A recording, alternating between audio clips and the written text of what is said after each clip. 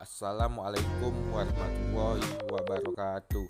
Kembali lagi bersama kami kelompok 4 yang beranggotakan satu Radhi Saputra dengan NIM 201210121, kedua Muhammad Rizky Aspriana dengan NIM 201210126, ketiga Ahmad Al-Muhaimin Akbar dengan NIM 201210119, keempat Armi Artia Sulasi dengan NIM 201210117, kelima Aina Madratila dengan NIM 201210174, keenam Anissa Aulia Muslik dengan NIM 201210134, dan yang ketujuh Rofahiyati IC dengan NIM 201210135.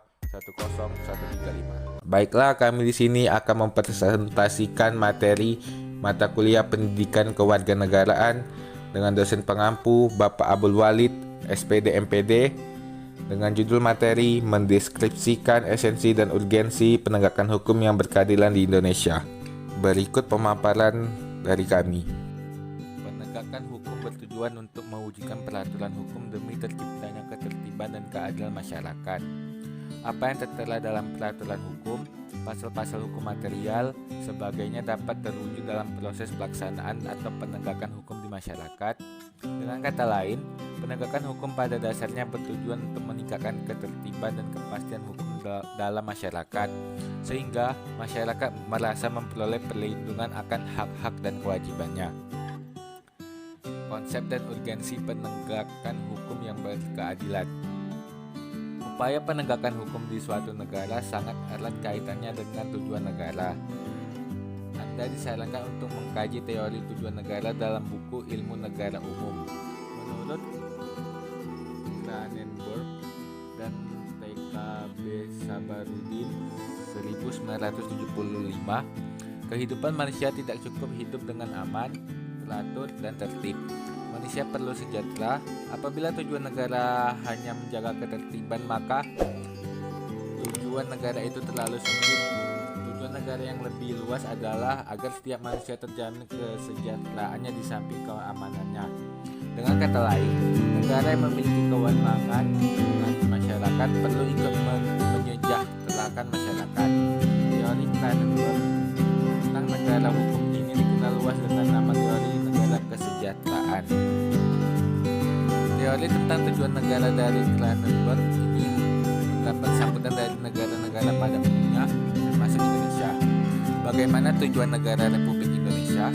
Tujuan negara Republik Indonesia dapat kita temui pada pembukaan Undang-Undang Dasar 1945 pada alinea keempat sebagai berikut: untuk membentuk suatu pemerintahan negara Indonesia yang melindungi segenap bangsa Indonesia dan seluruh daerah Indonesia, dan untuk memajukan kesejahteraan umum, menjelaskan kehidupan bangsa, dan ikut melaksanakan ketertiban dunia yang berdasarkan kemerdekaan, damai abadi, dan keadilan sosial.